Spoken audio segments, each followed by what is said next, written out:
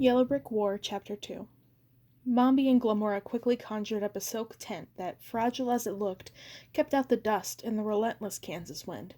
I hadn't seen much of Glamora lately, and her resemblance to her sister Glinda startled me all over again, and when I first saw her in the gentle glow of the strands of light she strung up inside the tent. In a flash, the memory of the time I'd spent with her in the Order's underground caverns came flooding back. Her lessons on the art of glamour, her love of beautiful things, and the intense determination in her face when she told me that what Glinda had done to her. She had nearly lost the first battle with her sister, and I knew how badly she wanted to bring Glinda down, but it still shocked me how close to impossible it was to tell the sisters apart.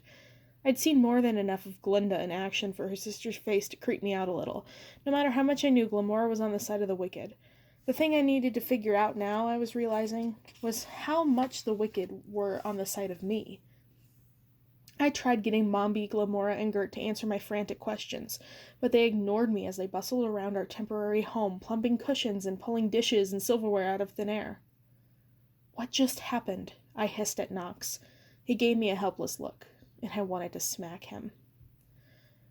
"There was too much to tell you, Amy. You know the Order has always had to keep secrets to survive." I shook my head in disgust. When had anyone ever told me the whole truth? I thought I could trust Knox at least. Clearly, I'd been wrong. I was furious. More than that, I was hurt. Knox and I weren't just soldiers who fought together anymore. My feelings for him were way more complicated than that, and I thought he cared about me. "Amy, talk to me," he said. "Please." "Forget it," I snapped. Glamora being Glamora, she also summoned a Pottery Barn's worth of beautiful soft carpets, heavily throw pillows, decorative tapestries, and big antique-looking wooden table where the witches were conjuring up a meal. I remember the handkerchief that Lulu had given me, the one that had created Glinda's version of the same tent. In some ways the sisters were uncannily alike. Glamora's special touches even included the same vocative candles and arrangements of flowers as Glinda's. I wondered, not for the first time, how two people so alike could have possibly turned out so different. Were there other ways the sisters were familiar? I thought foolishly that I'd been safe in Glinda's tent. Maybe Glamora's was just as dangerous. "Amy," Glamora said gently, "why don't you come get something to eat?" I ignored the expression on Knox's face as I turned my back on him and followed her to the table. What did he expect from me? The silk of the tent rustled, and I knew he'd slipped outside, which made me even angrier.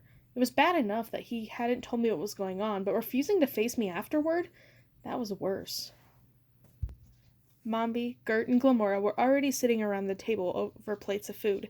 I couldn't remember the last time I'd eaten, but I wasn't hungry. "How can you just sit there?" I exploded. "How is Gert still alive? What happened back there? What are we doing in Kansas, and how do we get back in Oz? This is Kansas, right? Is that why I can't use magic?" Mombi put down her fork and looked at me. "You can't use magic?" "No," I said. "Not here. It's just gone, somehow. But that's not the point. You owe me answers." Gert sighed. "You're right. It's probably time." "It's way past time," I said.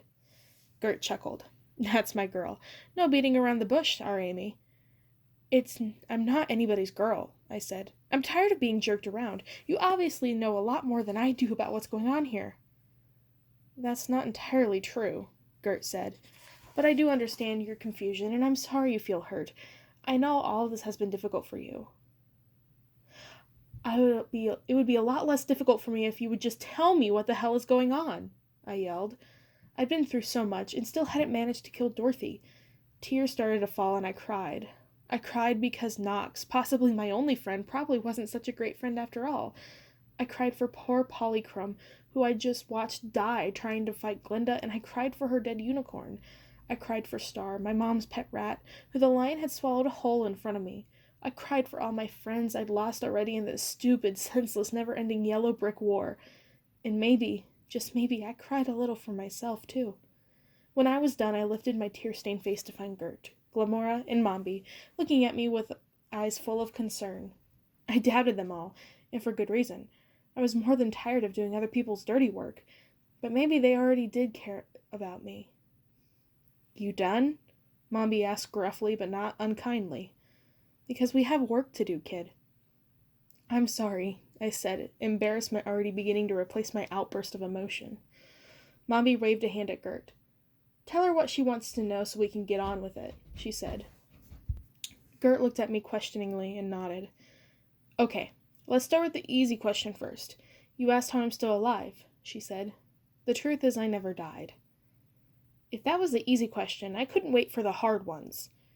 But I saw you, I said. I saw you when you died right in the middle of the first battle I ever fought. I pushed back the gruesome memory of my first meeting with the lion and his awful animal army. Like a lot of things that had happened to me in Oz, it was something I never wanted to think about again. I saw you fight the lion and lose. It happened right in front of me. You did see that, she agreed, and I did lose. There's no doubt about that either. She shuddered briefly and closed her eyes as if in pain.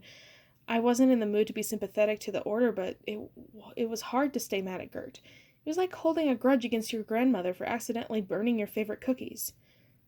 But witches are very, very difficult to kill, she went on, opening her eyes again. Even in a battle like that one. I'm honestly not entirely sure what happened to me when the lion defeated me. The best guess I could come up with is that Dorothy's magic is weakening the boundaries between your world and ours. When the lion won, everything went dark for me for a long time. It was as though I was wandering through some kind of shadow country. The Darklands? I interrupted, and Gert looked surprised. I realized that the first time I'd used my magic to find my way into this spooky, desolate parallel universe was after Gert died. Or didn't die. Whatever. Gert didn't know I knew about the Darklands. She can get there, too, Mombi explained curtly. Gert nodded. Your magic has grown considerably since I saw you, Amy, Gert said. Anyway, no, I wasn't in the Darklands, I don't think. There's a lot we don't know about that place. As far as I know, I was here, in this clearing, the whole time. It took me a second to realize she meant Dusty Acres. You were in the trailer park? I asked. Gert looked confused. I don't know what that is, she said. But I couldn't leave this area, no. I'd start out in one direction, and somehow, without even realizing it, I'd be exactly back where I began, no matter how far I walked. I couldn't catch anything, no matter how far I stretched. Everything was just out of reach. I didn't see any other people, not so much as a bird or a beetle. She looked sad and incredibly old. It was awful, she said gruffly. It took me a long time to regain any strength, and I'm still much weaker than I was before, but eventually my magic was strong enough for me to get a message to Mombi and Glamora. They used the breakdown between the worlds to join me here. We had some idea the wizard would try to use you to open a portal back to Kansas, and we knew the doorway would be in this place, so we were here to wait for you. You knew the wizard wanted to kill me? To use me to open a portal back to Kansas, and you didn't stop him? I asked angrily. Gert was next to useless, Mombi said bluntly. I'm pretty weak myself. The three of us weren't strong enough to stop the wizard outright. And we knew if Mox joined us and completed the circle, we'd be powerful enough to defeat him and Dorothy. Wait, back up, I said. What circle? Does this have to do with what happened out there? And if they were powerful enough to defeat the wizard and Dorothy with Nox helping them, why had they ever needed me in the first place? You already know about the balance of power in Oz, Gert said, and I remembered her uncanny trick of reading minds. Oz depends on magic to survive, and no one can tap too heavily into it without harming Oz. That balance is part of what the Order was trying to maintain. There has always been 4 witches, one each in the north, the south, the east, and the west. But that balance has been out of whack since Dorothy's first visit to Oz, and it's even more out of line now. When Dorothy's house killed the Wicked Witch of the East, she opened up a vacuum that no one was strong enough to fill. I still don't understand, I said. We've been trying to defeat Dorothy by fighting one battle at a time, but that's like trying to put out a forest fire by hauling water in a bucket, Mombi said. The Order has been scattered across Oz. Half the soldiers you trained with back in the caverns are dead. Others, she shrugged. We know where some of them are, but we're too spread out to do any good anymore. What we did out there, she waved vaguely at the ruins of the place where I lived since my mom slid into her downward spiral of addiction, was make Nox into one of us, the Wicked Witch of the East, essentially. By restoring the quadrant, we're finally strong enough to kill Dorothy, Glinda said. Glamora said. We had all our hopes pinned on you. But I can't kill Dorothy, I said slowly, because we're linked somehow, so you have to do it yourselves. Mombi nodded. Not to mention the fact that Dorothy just teleported herself back to Oz, and we're stuck here. Mombi nodded again. I sighed and put my head in my hands. I was getting really sick of witches. If you knew all along that you could make Nox into one of you, why didn't you do it sooner? Why didn't you tell me? Because once Nox is bound to the quadrant, he's in for life, Gert said. There's no hope for him to ever be anyone else. We didn't tell you. He didn't tell you, because we hoped it would never come to this. We're older than you can imagine, Amy, and for us the sacrifice is, well, it's done. There's no going back for any of us. But this is a terrible fate to wish on anyone as young as Nox. He can never live a normal life, Glamora said quietly. Like us, he's responsible now for the future of Oz. He can never have a family, grow old like an ordinary person. Fall in love, Mombi added with a significant look at me. He can fall in love, Gert corrected. He just can't do anything about it. She paused. Of course, you still have a place with us if you want it. But we're in Kansas, Amy. We'll find a way to get back to Oz. And once we're there, we can defeat Dorothy without you. You can go home. Home. I could go home. It struck me suddenly I was in Kansas, and I could stay here. Home was something I hadn't thought about in a long time. I didn't know what Oz was to me anymore. When I first got there, I had thought it was a place where I could finally belong, a place where I had found friends. Then it had become something else entirely. But had Kansas ever been home either? When I was going, what was I going back to? My mom was gone. Who knew if she was even alive? I hadn't exactly been Miss Popularity at Dwight D. Eisenhower Senior High. The trailer where I'd lived with my mom wasn't a place I ever wanted to see again. And even if I did, it was long gone. Home might not be Oz, but it sure wasn't the empty, ruined landscape outside the tent the witches had conjured up. And I'd been through so much in Oz, seen so much, that I couldn't even imagine going back to a normal life. I'd learned how to do things I hadn't even known were possible in a completely new world I hadn't known was real. I'd battled some of the most terrifying enemies imaginable.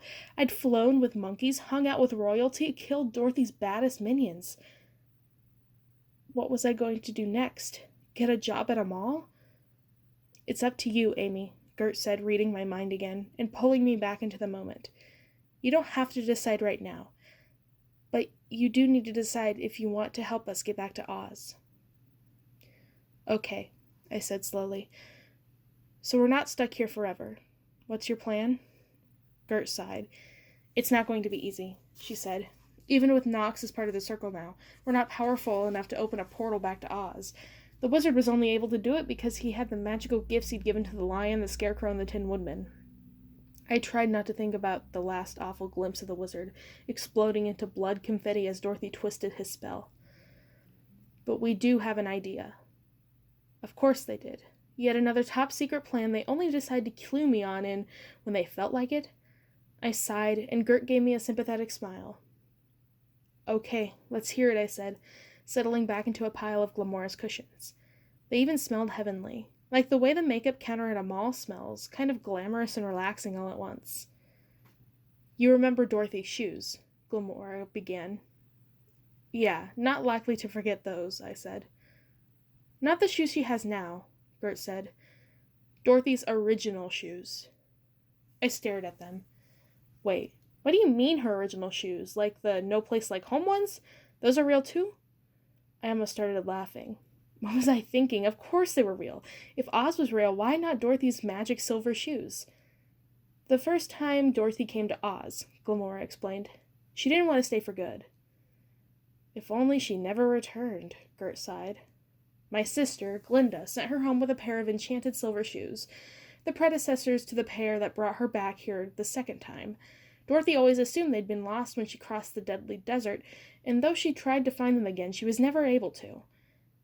I wasn't sure how to explain to Glamora that all this Ozian history was a series of classic books, not to mention a hit movie, in Kansas, so I didn't bother trying. But what if the shoes are still here? Here like Kansas? She means here, Mombi said, where Dorothy's farm used to be. Dorothy's farm used to be in Dusty Acres? I asked. Not exactly, Glamora said.